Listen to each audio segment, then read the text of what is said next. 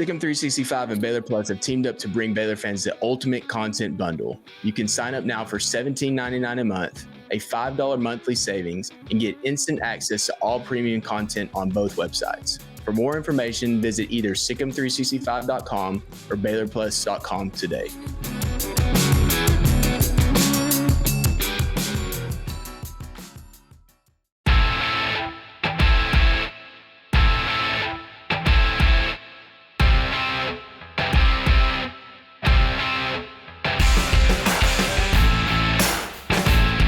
What's up, Baylor fans? Welcome into Inside Baylor Sports, the official daily podcast of Baylor Athletics. It's Thursday, November 14th, and today we will discuss the defensive keys of the game for Baylor's trip to Morgantown in game number 10 of the 2024 football season. But first, here is our visit with Baylor Director of Athletics Performance, Vic Viloria. So, Coach, great to have you on with us today for this visit.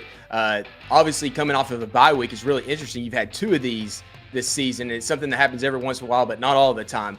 How do you go through the season knowing that you have two bye weeks? And in this second bye week, what type of approach do you have getting ready for the final three-game stretch? Yeah, it's unique for us, or at least for me and my staff, to have those two bye weeks. But I think it was perfect timing for that first bye week for us to settle in and regroup. We kind of did more of a recovery training routine, gave them some time to recover and rest and focus a little bit more time on football and doing that. Then the second bye week, obviously coming off of three successful weeks, you're probably got a better mindset going into it. So we were able to hit some heavier weights and get some good training in to give us some room for that back end or the final part of the push of the season. So it was unique, but it was actually helpful for us. And I think the timing couldn't have been better. Coach, does a game like that TCU game where you get to the fourth quarter and, Baylor's just moving people and you got Bryson breaking a lot of tackles, does that make the strength and conditioning staff really excited? Yeah. If you saw us on the sideline, those are the ones that you work all summer for an opportunity to close out and push people around. And if nothing else, goal line stands and are one of those things that strength coaches tend to, pound our chest and poke our chest out for. But definitely those long runs and those pushes when the whole team is, almost looks like a rugby scrum or something. Yeah, those are cool. And we're on the sideline screaming and yelling and getting fired up. Yeah. So into that, obviously your strength and conditioning position plays into the offseason so often and obviously in season, but you have a role on game day. What exactly is your role on game day? Is it just motivation? Is it getting the guys excited, or what is it like? It's different for each coaching staff. Some coaches are louder than others and some allow us to be those voices. Me and my staff are an extension of our football staff. So when you may not hear the loud volume from Coach Aranda and some of his staff, we kind of are that extension or microphone that yells for him. On game day, we get the guys warmed up, we get them primed and ready to move from an athletic standpoint. But then once they go out there and play, our role is really kind of on call. If we need to keep coaches back, there's a lot of that, and there's some guys that are really kind of teamed up with certain coaches that are a pain in the butt to keep off the field. Getting guys to stay focused. We're walking up and down the sideline, making sure guys are locked in. And energy. Obviously, if you had an opportunity as a fan to be on the sideline and kind of be yourself and scream and yell and cheer and motivate, that's kind of what we have. And so, yeah, game day is sometimes hard because if it's tight and there's a lot of pressure, keeping guys back is difficult. But other than that, it's enjoyment, and it's really the true passion, just being able to have fun and be goofballs. This offseason, there were some changes at offensive coordinator and defensive coordinator, and some other changes, offensive line coach as well. Did that have y'all change your focus at all during the offseason to kind of adapt to those new changes? Yeah, so I've been doing this for 20 years now, and I don't think I've ever done the same program twice. Um, it, I tend to design based on what the coaches need. So if you have, these are extremes, but if you have a no huddle offense, you're training your athletes differently than if you're running a traditional I formation. And you're taking that full recovery, you're getting in a huddle and you have more time. So we kind of build based on the coaches' offensive styles, what type of tempo they run. I wish it was as easy as lifting weights and running. And a lot of times that's your starting point, but you have to build based on what the coaches need and where the players are in their current state. But yeah, having different coaches affects training.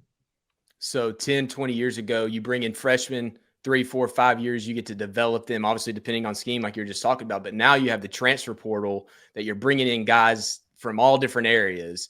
How has that changed your philosophy, and how do you get them on the same page quickly to get them ready for not only the offseason, but for the season as well? Well, it's a good question. I think we're all, I say all of us strength coaches are, especially on the college level, are still figuring that part out. I think the thing that doesn't change is the targets that you're trying or the goals you're trying to accomplish are still the same. Guys have to have strength and they have to have flexibility and they have to have power. What we've kind of done is met them where they are. If there's a guy that comes in from a program that has done a lot of Olympic movements, we don't have to spend as much time teaching him. So that's at times been a benefit. If he's never done it, I don't have the luxury of spending a year making sure his technique is proficient enough. So we may have some adjustments with him, but he still has to get stronger. So if I've got to adjust our program to meet him where he is, well, we have to do that, unfortunately, because of the short time. But it hasn't been an issue because a lot of us around the country are doing the same things. But meeting them where they are, I think probably talking to a lot of friends of mine in the NFL has helped because guys change teams often. Y'all got a new Fudge Development Center, which is pretty cool. And I think that the whole football program in general is obviously going to be helped by that, but specifically strength and conditioning. I mean, the largest weight room in the country, you got a lot of other features, but what's the one feature that you and your staff are kind of the most excited about and going to utilize the most? It's a gigantic, beautiful room that allows us to do our job more efficiently. We're still learning. We're still learning the room. A lot of times you get used to how the layout is and reaching over, making sure you don't smack yourself in the head with a bench or a bar. Now in this room, there's so much space. We've had to figure out ways to you want that small gym, almost dungeon-like mentality when you're training hard. And this room is so nice and big and roomy that we've had to adjust how we do it, kind of slide guys to one side of the room. Like I said, we're still figuring out, but really everything is pristine and I mean, I don't think I would be in a better place. I can't think of one thing that we've had that makes it better than others. It's just newer. We got some cool toys though. We have some dumbbells that are spinners. So our assistant strength coaches enjoy that because typically they have to flip the weights so the logo stands up at the top. Now that now that we have these spinner dumbbells, they're pretty cool. They don't have to flip the weights a lot. We actually had a conversation with Eddie Lackey, former Baylor linebacker, last week, and apparently he had a big kick out of that as well. I don't know the exact situation, but he mentioned that and was really impressed.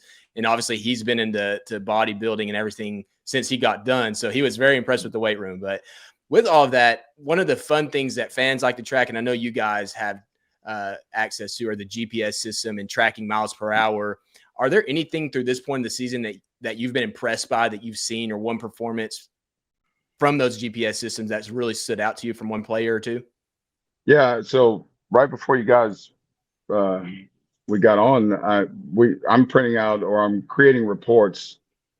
Each day after practice, I'll create some reports. We'll have the GPS units.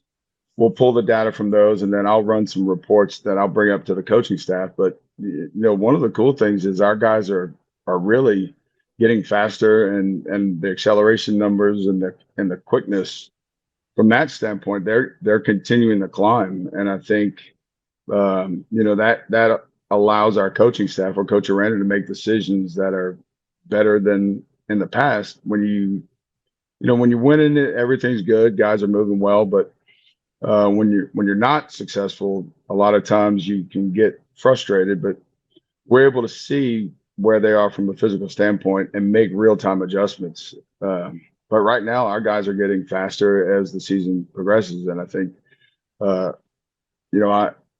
it's good that I can go up to the coaches and tell them that we got more in the tank, and it's time to go pedal to the metal with 3 weeks left.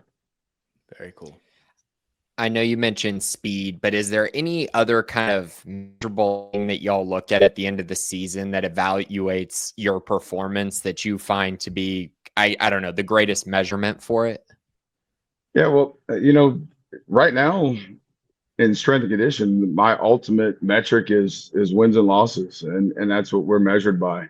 It was different when I first got in. You were kind of evaluated based on how much you increased his bench press or back squat and how much faster he got. And really now it's about performance. And so if a guy increases his bench press, but he doesn't perform on the football field, we're held accountable for that. So I think, times have changed, but for us, it's still about winning football games. And if it shows that by us making adjustments real time, because there's so much technology and information now, not only GPS, we have devices that allow us to measure the bar speed on when they're doing exercises. So we're basing their weight choices off of the velocity of the bar. We have force plates that when they come in, they jump. We can see imbalances that, if a guy's got an injury on one side of his body, he's going to protect it. And maybe he's a tough guy. He doesn't want to tell us that, but the technology shows us that information. And if he's got an issue with one leg, instead of making him do those back squats that day, we might do a single leg movement that'll give that injured leg a break. And you get those guys back quicker than in the past, when you would have to wait till after the season's done and then make big time adjustments and hoping that it fixes the problem. Now you're getting real time information, and if you have enough pieces that are saying make a change, then it makes us allows us to comfortably make those changes real time. Coach, a lot of great information today. We really appreciate your time. Good luck this weekend in Morgantown, and safe travels to all you guys. All right, guys, stick 'em Bears. All right, a lot of great information there from Coach Vic. Obviously, a lot of technology that we just don't ever get to hear about, right? There's just so many cool little things about game prep, in-game, and things that we don't see from the strength staff. And as you mentioned, it's not all about, bench press and back squat and everything anymore. It's about performance on the field and ultimately wins and losses. So really cool. Appreciate Coach Vic's time. And with that, let's move into the game keys, defensive keys of the game for Baylor at West Virginia. And I know that Baylor defensively in the stretch they just got done with is kind of the area of weakness, right, for everything that they went through. And now you go face a West Virginia team who presents a different level of challenges running the football, not as much throwing the football than what they faced. And Grayson, man, this is, to me, the defensive side of the ball is going to determine this game, because if they can get stops against West Virginia, I think their offense is going to do enough to win this game. I would agree with that. And when we get to the offensive, side of things, I think we'll both be, at least I will have a pretty positive outlook on that side. But I think defensively, I have questions and some concerns, right? Just because, you kind of look around at, what Baylor's done this year, and it's kind of been inconsistent. Especially when you look at pass defense in particular, and Dave Aranda mentioned that in his press conference this week. I think that is where I'm going to start. I'm sure we'll talk about the run game, but for me, it's explosive plays and not giving those up, especially in the pass game. And, this has been an area that West Virginia has not been good at this year. It's an area that they really, they've taken a huge step back. So last year, Garrett Green threw for 1,179 yards and 12 touchdowns with just 3 interceptions on throws of 20 plus yards down the field. This year, Green and Markiel combined have 518 yards with just 2 touchdowns and 4 interceptions. So that area, and I think it's because of receiver health. I think it's because the quarterbacks just haven't been as efficient in those areas as well. And I just think in general, it's an area that they've struggled. But I also know that you're playing a Baylor team that will give up some opportunities. And if they hit on those opportunities, especially at home, it give them the momentum they need to press forward and potentially put up the 30 points that I think they're going to have to put up if they're going to beat Baylor in this game. Yeah, it is a concern, and I'm really anxious to see the difference in game plan from the previous 3 weeks to this week. I think if there was a game that reflected it in any way, is the Oklahoma State game, where they say, hey, we're going to stop the run first with Ollie Gordon, and then let's see if Alan Bowman can beat us. Now, I think Alan Bowman has his struggles, but producing yards has never been that issue. And in that particular game, explosive plays were, I don't want to say the issue in that game, but there were problems there. I don't think that deep passing threat that Garrett Green or Nico provide for West Virginia are substantial compared to what they faced the last few weeks. So I'm really curious the defensive game plan that they go with in this one. And I think that you have to take away the run first, which is going to make your safety susceptible to the big plays. And it's an issue. If you look at Baylor's defensive passing explosive rate, it's 11th in the Big 12. That's all conference game at 12.05. And that number to me is actually better than I thought it would be. I thought it would be a lot worse than that, but I think that it speaks to the passing offenses right now in the Big 12, the way they attack downfield. Colorado is obviously part of that. TCU is part of that, and Baylor's faced both of them. Iowa State does a really good job with that vertical passing game. And then West Virginia, they want to throw the ball. When they throw the ball, they want to take shots. It doesn't mean it's always going to be successful, but that's where a lot of their shots come from. So you definitely have to have concern with Baylor's safeties, I would think. And I don't know what your thoughts are about that, if you want to play them closer to the box or you want to play them deep, because right now they've kind of shown that regardless of where you're going to play them, they're going to struggle against the deep pass. Yeah, I think for me, playing back, except for Carl Williams, so except for the star, you're going to have the star playing in the box like usual. But I think, just for me, I'd probably keep those safeties relatively deep. If you want to blitz Carl at times and then slide, Bobby up into the middle of the field, I could see that too. But I just think cover 2 is probably going to be a lot of what we see, having 2 guys over the top. Just for me, watching West Virginia, I just feel like you need to make that team drive down the field consistently, get first downs on 3rd down, get first down, 4th down.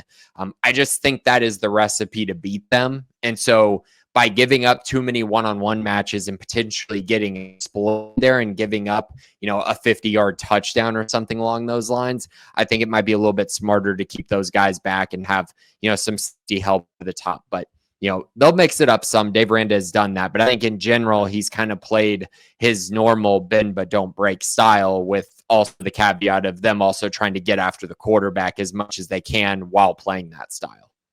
Yeah, absolutely. And I think yours kind of plays into that kind of that bend but don't break.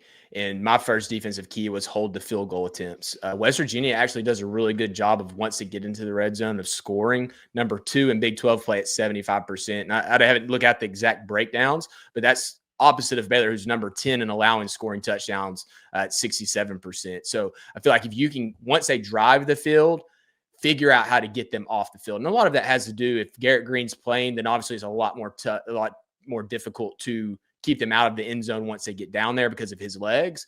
But if Baylor can get a couple of those where they're like, West Virginia's driving down the field, it looks like they might go score for a touchdown, and you turn that twice into 6 points rather than 14 points, that's ultimately the difference in the game for a game that looks like it's about a 3-point, 2.5-point line at this juncture. It's going to be close. It should be close. I would expect it to be. And if you're holding the opponent to field goals, that's key. That's major, especially if you can do it on a couple trips. Whereas Baylor offensively, you're looking at being able to score touchdowns at a pretty high rate. They've done a decent job since Sawyer Robertson took over scoring touchdowns. And you want to be able to score touchdowns and limit your opponent to kicking field goals. Definitely. And you mentioned it. West Virginia's got 27 touchdowns in 37 red zone attempts. So they've been really efficient in that area. They've only settled for 6 field goals in the red zone this whole year, made 5 of the 6, and then stopped 3 times. So that's kind of how the math evens out there. So, they've really done a nice job. They put the ball in the end zone when they get to the red zone, which is getting an interesting conundrum, I think, for Baylor a little bit, because playing that bend but don't break style is great. But again, when a team gets into the red zone, you have to be able to force goals, and you have to be able, or turnovers, or stops on 4th down, those various ways to get off the field. You have to be able to do those. And Virginia's done a good job of not allowing defenses to stop them. Honestly, when they've gotten in there, that's a really good touchdown percentage. Yeah, it is. So if you can hold the field goals, it's major. I mean, you mentioned it just a minute ago, you think that they need to get to 30 points. Well, 30 points can be made really big in 2 separate red zone trips, and anxious to see how they do and how they adjust after the bye week. And so that moves me to my second one, and it's very similar to what we're discussing already, and it's hold West Virginia under 4.25 yards per carry offensively. And so a lot of this has to do with the quarterback, and this is very specific. I had more time to think about these after the off week, but West Virginia is 1-3 when they average under 4.25 yards per carry. The only win was last week against Cincinnati, where they were aided by Cincinnati's blunders with their turnovers. On the opposite hand, when they average over 4.25 yards per carry, they're 4-1. One of those games was against Albany, but they beat Arizona, Oklahoma State, and Kansas, and then lost to Iowa State when they averaged 4.63 yards per carry. So they're 4-1 in those instances. And Baylor has done pretty well against the run. I mean, they haven't been challenged a lot. You play teams like TCU and you play a team like Colorado that helps your averages. But in general, they've done a pretty good job when they've been tasked with. You talk about the Oklahoma State game, and they really limited Taj Brooks against Texas Tech, which has been the strength. And so I think you feel good going into this game, but a lot of it comes down to limiting big plays, which ultimately hurts or helps the average for West Virginia. It does. And yeah, that's an area that, the run game in general is definitely be a big concern. I think with Nico Marchiol at quarterback, it makes that a lot easier. I think if Garrett Green is at quarterback, there's a different challenge there with trying to stop the run. And I think my biggest thing when I keep bringing up the Garrett Green piece of this is just they haven't fixed most quarterbacks really all year long. So this would be something very different for this defense to have to figure out. And that's why it's a little bit of a concern if he does play. I mean, if you just look at Baylor's schedule, I mean, it's a bunch of guys who are pretty much purely pocket passers. And so I'm curious kind of, if he does play, how Baylor reacts to that. If Marchiol plays, then I feel like Baylor's in a good spot to slow them down. I think they're going to make that a priority like they have the past few weeks, with the exception of the TCU game. I just think they're going to make that focal point and then just say, okay, we're going to make Nico Marchiol beat us and not just be able to manage this game. Like actually have to go out there, complete a bunch of passes, basically play as good as he did against Arizona, but also be able to create more explosive plays is what he's going to have to, I think, if they're going to beat Baylor. And that's if Baylor can, of course, slow down Jaheim White in this running game. Yeah. And I think even if Garrett Green plays, obviously the rumors are concussions and what he's been dealing with there. how effective is he of being willing to take off with the football if he knows he's dealing with that and coming back? He hadn't practiced. I mean, according to Neil Brown, he hadn't practiced in 3 weeks leading up until this week. So one, whatever's going on, if it is, it sounds like it is concussions, but can he go out against Baylor and be willing to do a 3rd and 2 quarterback design run? Is he going to be running recklessly through the secondary? You don't know those things. Like, you don't know where his mental, you think as a competitor, absolutely. But that's what makes that offense work at its best, is when he has his legs. I mean, we saw it last year and how fast he is. He can get out in open space and pick up 50 yards like it's nothing. He's done that for the last couple of years. So I'm really curious, if he does play, how willing he is to take hits and how willing he is to run like he was before this potential concussion. And I will say, you go back and look at Baylor's run defense, and I think, what was your number? 4.25? 4.25, yeah. 4.25. Baylor's only given up, I guess, above that 3 times this year. So that's pretty good. That's a pretty good standard that they've been able to set that at. And so if they're able to kind of just do what they've done all year, then you would think that they would be able to slow that down and at least make it manageable, instead of, hemorrhaging yards to Jaheim White. So my next key to this game has everything to do with conversions. And this comes on 3rd and 4th down. Baylor is one of the weirdest teams, and I think a lot of it comes down to that bend but don't break style. They're the 2nd best team in the conference at getting teams off the field on 3rd down. They are able to do that at a 34% rate. The only team they're behind in the league is Utah, who does it at a 24% rate, which is just, it's insane how good that defense has been and how much that offense is killing them. But Baylor, again, 34%. That is really good. 2nd in the Big 12. But then you go look at 4th down. It is, Baylor is last in the conference. They're giving up a first down on 71.4% of times that the opponent goes for it on 4th down against Baylor. That is atrociously bad, and a lot of that comes down to Baylor giving up a lot of 4th and 1s and 4th and 2s, and teams just saying, hey, we're going to go for it. We've also seen at times like the TCU game when they went for it on 4th down and ran the trick play with Vion. He's throwing the football into the end zone and converting there. So I think that area right there is going to play a big part in this game. Baylor's going to be able to get off the field. And I think if you kind of look, deeper into it, West Virginia is kind of in the middle of the pack in both of those areas. They're just okay at converting 3rd downs and at converting 4th downs. So it's an area that Baylor should hold an advantage. But again, be able to do it, and doing it on the road in Morgantown makes it a little bit tougher. And it could allow for West Virginia to get in a lot of those 3rd and manageable situations, 4th and 1 type situations where it's much easier to convert.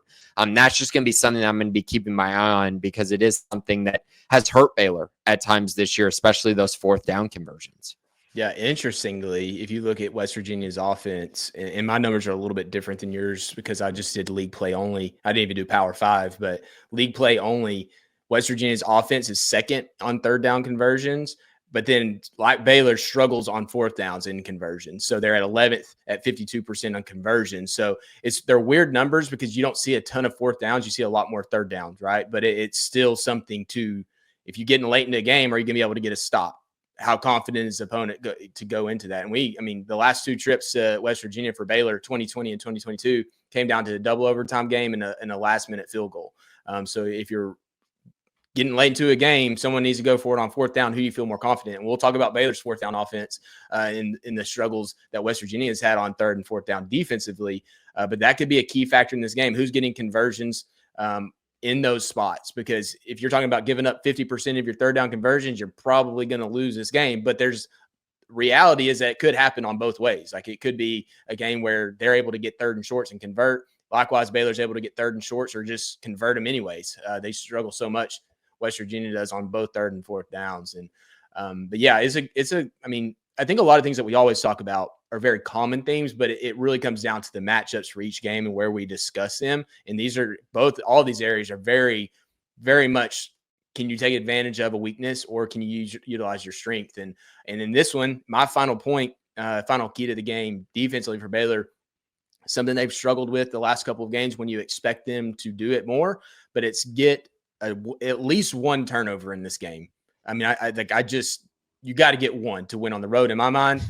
You go back to the Tech game, Baylor had one true forced turnover, the interception by Caden Jenkins. And then another one, and it goes to the fourth down thing that you just talked about, is one turnover on downs. So one physical turnover, actually taking the ball away, but then getting a fourth down stop, because you expect West Virginia to at some point to have to go for it. And if you're not physically taking the ball away, but you're actually getting the ball. You're getting the ball back to your offense. Maybe it's a short field. Maybe it's a late, deep into the possession game. Deep into the possession drive play where you stop them on fourth down, where they were either going to get a field goal or a touchdown, and you eliminate that off the board. West Virginia has 10 interceptions in 8 Power 4 games, and is basically 50% on fourth down in league play. And they're about 50-50 if they're going to get it on fourth down. And I think Baylor has to be good in that area. And if they can get one stop and one turnover, you got to feel really good about their chances to win this game. Obviously, depending on how many times Baylor gives up the football on offense. Right. And this is another great opportunity against a West Virginia team that has turned the ball over multiple times in 5 games this year. So 2 or more turnovers in 5 games, for West Virginia. So, and I think they're outside the top 100 in the nation turnover margin. So once again, it's another great opportunity. Unfortunately, this just is not a Baylor team that's been forcing turnovers and at a high enough rate. And I don't want to say that it cost them the games early in the season, because really they should have won the BYU game because they did force turnovers. But you look at like the Colorado game, had you forced a turnover in that game, you win that game. And so there are some games that you can point to and be like, hey, if they would have been able to do that, they would have been able to potentially win a game. We know that this is something Brand has reached since he got to Baylor.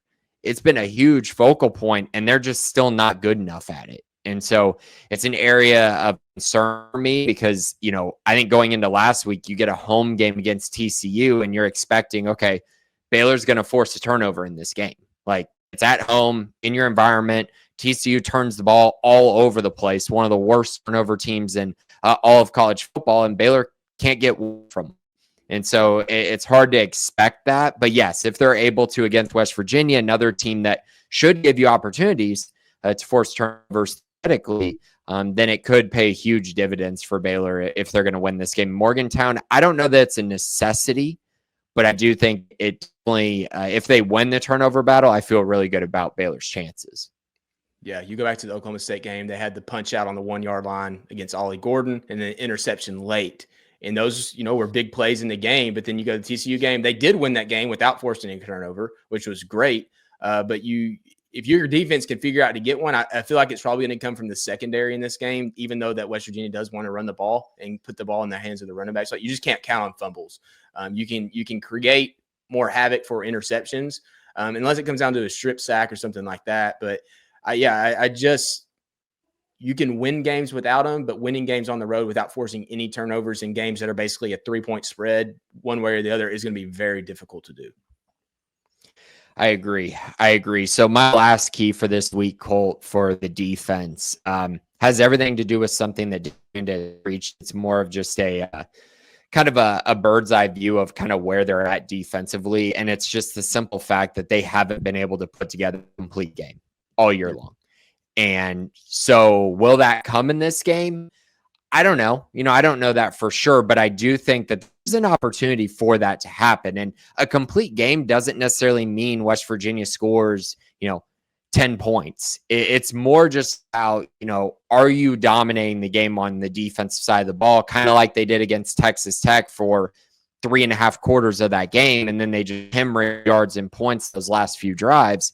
But if they're able to put together a really stout performance for 4 quarters, I think it could go a long way propelling this team down the stretch of the season, because I think they're going to need their defense to play better if they want to win out.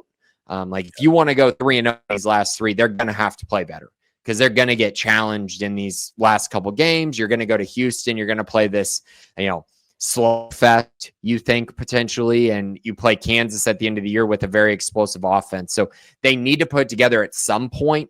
You would think that almost everyone in the country has that performance at least once a year. And maybe it comes in Morgantown. Maybe this is the game that they're able to really just slow down West Virginia, much like Cincinnati did, but not give West Virginia the turnover luck that they were able to get that ended up propelling them to the win. Yeah. I mean, I don't know what game you would even say was comparable. Maybe the Texas Tech game where until they got out and got the lead, that they said felt like they played really well in that game. They got turnovers. They limited Tech for them. I mean, it was 52-21 and 21 points against Tech at their home. I think you take that and you feel really good about it. But even that game, you had the struggles late. They haven't really done it this year. I mean, you said it already, but which game would it be? It wasn't the first half against Utah. It wasn't the first half against BYU. The second half of BYU is probably the best they've played football defensively all year, and that was without a lot of guys. There were some stretches in the Colorado game where they put it together in terms of shutting down that passing offense, but then struggled late.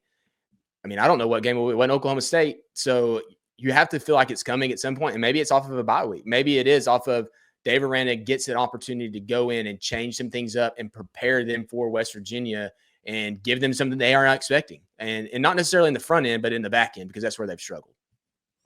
And I think that's another reason why I think Baylor is probably hoping that they're seeing Nico Markiel, because you've been able to game plan for what you've seen from him the last couple weeks. And I think that would make things much easier, seamless transition, really set them up, I think, pretty well to have a good performance.